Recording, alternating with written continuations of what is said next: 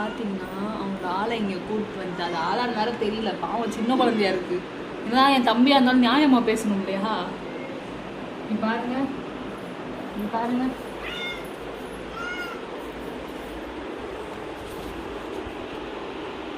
என்னடா ஏய், இப்போ எங்கே போகிற? உன் கேர்ள் ஃப்ரெண்ட் முன்னாலே இங்கே வந்துது. என்னான்னு கேளு உங்கள் கேர்ள் ஃப்ரெண்டை. போ சொல்லு. உட்காந்து சின்ன உட்காருமா, உட்காரு.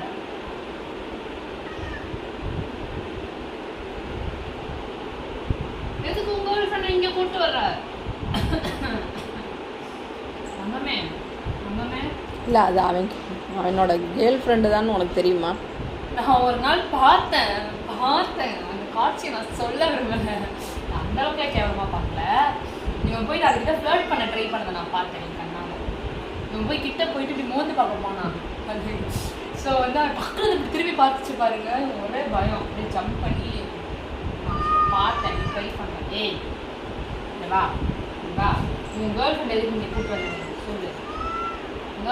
பகல்ல கொண்டு வந்தா பரவாயில்ல, நைட்டு ஃபுட்டுக்கும் வந்து உட்காந்துக்குது. வீட்டுக்கு வந்துச்சு தெரியுமா? உன் ஃபுட்டை சாப்பிட்டுச்சுன்னா உனக்கு ஃபுட்டு கிடையாது. இனிமே உன் ஃபுட்டை தின்றுச்சுன்னா இதுக்கப்புறம் உனக்கு ஃபுட்டு கிடையாது சொல்லிட்டேன்.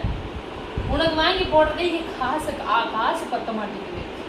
உனக்கு வரும் நீ கூப்பிட்டு வந்து வாரமானா 500 ரூபா வைக்கிற. இதுல ஆஸ்பத்திரி செலவுக்கு வேற ஐயாவுக்கு பெரிய அடினா 2000 ரூபா கூட வந்துருது. இல்லைன்னா 500 ரூபா இல்லாம ஆஸ்பத்திரிக்கு போக முடியல.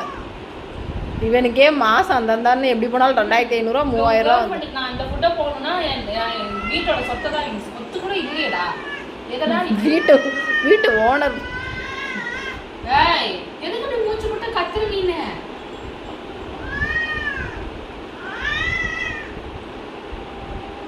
ஏய், ரெண்டு தெரிஞ்சு ஆக்சுவலா ஜீன்ஸ் பேண்ட் போட்டிருந்தா கூட அதையும் தாண்டி கீழும் போல இருக்கு.